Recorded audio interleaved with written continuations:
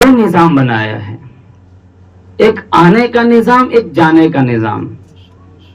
آنے کا تو قریب قریب انسان کو معلوم ہو جاتا ہے کہ 9 ماہ کے بعد بچہ دنیا میں آ جائے گا، لیکن اللہ نے جانے کا کسی کو نہیں بتایا، کسی کو بھی نہیں بتایا۔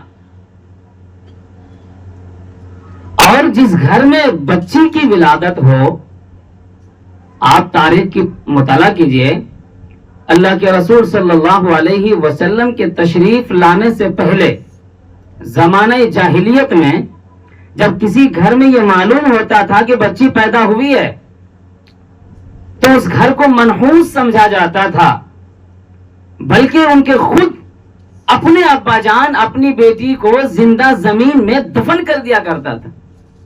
قربان جائیے دو جہاں کے سردار عقائے نامدار تاجدار مدینہ احمد مجتبی محمد مصطفیٰ سرور کائنات صلی اللہ علیہ وسلم پر، جنہوں نے آنے کے بعد بیٹیوں کو وہ عزت دی، اور اللہ کے رسول نے ممبر پر کھڑے ہو کر فرمایا، اے لوگوں سن لو، اگر تمہارے گھر میں 3 بیٹیاں ہیں تو تمہارے اوپر جنت واجب ہے۔ صحابہ نے پوچھا، یا رسول اللہ، اگر کسی کے پاس 2 بیٹی ہے، کسی کے پاس 1 بیٹی ہے، اللہ کے رسول نے فرمایا اگر تمہارے پاس 3 بیٹیاں ہیں، 2 بیٹیاں ہیں، صحیح تعلیم دے کر صحیح تربیت کر کے اچھے گھرانے میں نشتہ کرو، تمہارے اوپر جنت واجب ہے۔ ایک واقعہ میں سناتا ہوں آپ کو زمانہ جاہلیت کی۔ اللہ کے رسول کی خدمت میں ایک صحابی آئے، بڑے غور سے سنیے گا۔ ایک صحابی رسول تشریف لائے،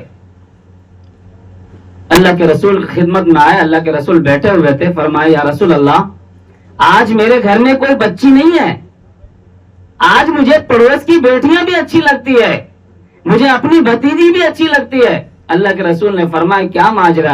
انہوں نے کہا یا رسول اللہ، میں نے اتنا بڑا گناہ کیا ہے، زمین سے بھی بڑا گناہ، آسمان سے بھی بڑا گناہ، سمندر سے بھی بڑا گناہ۔ اللہ کے رسول نے فرمایا بتاؤ تمہارا گناہ کیا ہے، اپنے گناہ کے بارے میں تو بتاؤ۔ وہ صحابی کہنے لگے یا رسول اللہ، میں کیسے اس بات کو بتاؤں جس کام کو میں نے ہی اپنے ہاتھ سے جنم دیا ہے، جس بات کو میں نے ہی خود اپنے ہاتھ سے گڑا ہے، یا رسول اللہ مجھے شرم آ رہی ہے بتانے میں کیسے بتاؤں؟ اللہ کے رسول نے فرمایا نہیں تم بتاؤ، آخر وہ گناہ کیا ہے؟ وہ صحابی کہنے لگے یا رسول اللہ ماجرا یہ ہے، میرے گھر میں ایک بچی پیدا ہوئی، میرے گھر میں ایک بیٹی پیدا ہوئی، بڑی خوبصورت سی بیٹی تھی، لیکن اس بچی کو میری بیوی نے 8 سال تک چھپا کر رکھا، میری کبھی نظر نہیں پڑنے دیا اس پر، میں نے کبھی دیکھا نہیں اپنی بیٹی کو، میں نے کبھی اپنی بیٹی کو دیکھا نہیں تھا۔ 8 سال کے بعد جب وہ بچی اچھی بڑی ہو گئی تھی، ایک دن میں آنگن میں بیٹھا ہوا تھا اور میری بیٹی قریب آتی ہے اور پیار سے کہتی ہے ابا جان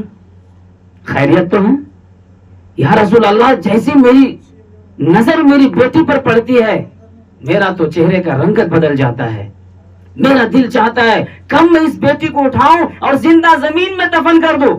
یا رسول اللہ 1 دن گزر گیا، 2 دن گزر گیا، 3 دن گزر گیا، لیکن میرے سینے میں جو جلن، میرے سینے میں جو کڑھن تھا وہ ختم ہونے کا نام ہی نہیں لے رہا تھا۔ یا رسول اللہ میں نے 1 دن کام کیا، میں نے بچی سے کہا آؤ بیٹی تمہیں آج تمہارے ننیحال چلتے ہیں، تمہارے ماما کے گھر چلتے ہیں، تمہارے نانی کے گھر چلتے ہیں۔ وہ بچی تیار ہو گئی، اپنے باپ کے ساتھ جانے لگی، باپ نے ساتھ میں ایک پھاوڑا لے لیا، ایک کدال لے لیا۔ وہ صحابی اللہ کے رسول کو یہ کہانی بتا رہے یا رسول اللہ میں نے ایک کدال لے لیا اور میں اپنی بچی کو لے کر جانے لگا، لیکن میں جاتے جاتے جب جنگل کی طرف گیا تو بچی بار بار پوچھ رہی ابا جان آپ ادھر کہاں جا رہے ہیں؟ نانی کا گھر تو ادھر نہیں ہے، یہ تو جنگل ہے، یہ سنسان بیابان جنگل ہے، ابا جان آپ مجھے کہاں لے کے جا رہے ہیں؟ ادھر تو کوئی راستہ نہیں، ادھر تو کوئی گاؤں نہیں، کوئی مکان نہیں، بالکل جنگل ہے۔ وہ صحابی کہتے ہیں یا رسول اللہ میں نے بچی کی ایک بات نہیں سنی، میں جنگل میں پہنچ گیا، علاقے سے کافی دور پہنچ گیا، اور پہنچنے کے بعد میں نے وہاں گڈھا کھودنا شروع کیا، وہ بچی ساتھ میں ہے۔ جب وہ یا رسول اللہ جب میں گڈھا کھود رہا تھا میری بچی بار بار پوچھ رہی ابا جان آپ گڈھا کیوں کھود رہے ہو؟ آخر اس گڈھے کا کیا کرنا ہے؟ چلچلاتی دھوپ ہے، شدت کی دھوپ ہے، پیاس بھی لگی ہوئی ہے، ابا جان چلو نا گھر چلتے ہیں، چلو نا گھر چلتے ہیں۔ وہ بچی بار بار فریاد کرتی رہی، لیکن یا رسول اللہ میں نے بچی کی ایک بات بھی نہیں سنی۔ پھر کیا ہوا، میں نے کمر تک گڈھا کیا، اس کے بعد چھاتی تک گڈھا کیا، اس کے بعد میں نے گلے تک گڈھا کیا، گڈھا کرنے کے بعد میں گڈھے سے باہر نکل آیا۔ اور جیسے میں گڈھے سے باہر نکلا، اب میں نے چاہا کہ میں اپنی اس بچی کو پکڑوں گا اور زور سے اس گڈھے میں دے ماروں گا، اور میں نے ویسے ہی کیا۔ اللہ کے رسول رو رہے ہیں، آپ کے دونوں آنکھوں سے آنسو جاری ہے، داڑھی مبارک سے ٹپا ٹپ آنسو گر رہے ہیں۔ اللہ کے رسول نے فرمایا، کیا تم کو ذرہ برابر بھی شرم نہیں آئی؟ کیا تمہیں ذرہ برابر میں یہ بھی نہیں لگا کہ اللہ دیکھ رہے ہیں؟ وہ صحابی کہتے ہیں یا رسول اللہ، اس وقت تو دل پر کچھ احساس نہیں ہو رہا تھا، صرف دل یہی چاہ رہا تھا کہ میں کب اس بچی کو زندہ زمین میں ڈال دوں۔ یا اللہ کے رسول، میں نے وہی کیا، میں گڈھے سے باہر نکلا، اپنی بیٹی کو دونوں ہاتھ سے پکڑا، اور پکڑنے کے بعد میں نے گڈھے میں زور سے دہ مارا۔ عربی زبان کا الفاظ ہے یا ابت ارحم، یا ابت ارحم، اے میرا ابا جان مجھے زمین میں کیوں ڈال رہے ہو؟ اگر تم کھلا نہیں سکتے ہو، تم پلا نہیں سکتے ہو، جنگل میں چھوڑ دو، جنگل کے درندے مجھے کھا جائیں گے، جنگل کے پرندے مجھے کھا جائیں گے، بھیڑیا مجھے کھا جائیں گے۔ کیا کوئی باپ اپنی بیٹی کو اس طرح زندہ زمین میں دفن کرتا ہے؟ کتابوں میں لکھا ہے کہ آسمان بھی رو رہا ہوگا، فرشتے بھی رو رہے ہوں گے جب کوئی باپ اپنی بیٹی کو زندہ زمین میں دفن کر رہا ہوگا۔ وہ صحابی کہتے ہیں یا رسول اللہ، اللہ کے رسول زور زور سے رونے لگے۔ وہ صحابی کہتے ہیں یا رسول اللہ، جب میں نے اس کو گڈھے میں ڈالا تو میں نے اوپر سے مٹی ڈالنا شروع کر دیا۔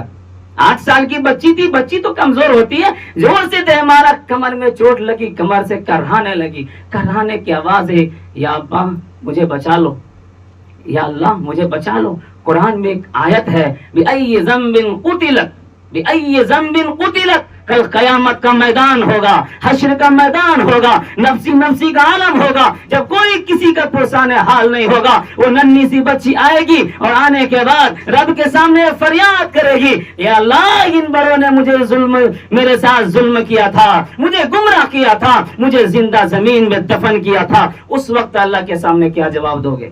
وہ صحابی کہنے لگے یا رسول اللہ، میری بیٹی کرہانے لگی، جیسے میں نے کمر کے بل اس کو زور سے دے مارا گڈھے میں، بچی رونے لگی، چلانے لگی، لیکن میرے دل میں وہ زمانے جاہلیت کا وہ سور مچا ہوا تھا، زمانے جاہلیت کا وہ خمار چڑھا ہوا تھا۔ میں نے اپنی بچی کو زمین میں گاڑ دیا اور میں نے مٹی ڈالنا شروع کیا، بچی کھڑی ہو گئی، جب یہاں تک مٹی آ گئی، ایک بات تتلی زبان سے کہتی ہے یا ابت ارحم، یا ابت ارحم، ابا جان ابھی بھی موقع ہے، میری زندگی بخش دیجئے، میری جان دے دیجئے، وہ رب دیکھ رہا ہے، وہ رب دیکھ رہا ہے، کل قیامت